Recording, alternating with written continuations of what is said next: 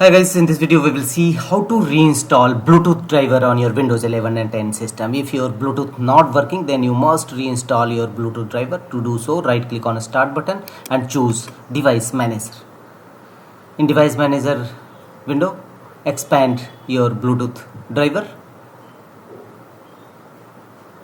and find out the Bluetooth driver which is not working properly or you want to reinstall. Right click on it and choose uninstall device. A pop-up window will appear. Again choose uninstall and your selected Bluetooth driver is successfully uninstalled. Now close the device manager window and restart your system. A simple restart your system. Close all the open files and folders and restart your Windows 11 and 10 system.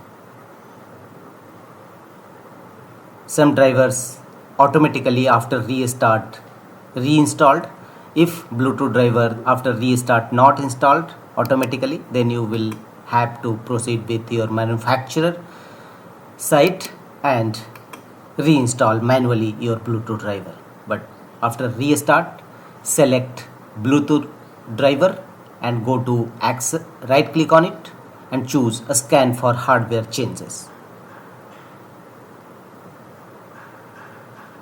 and expand your Bluetooth driver. You will see your Bluetooth driver will now automatically reinstalled.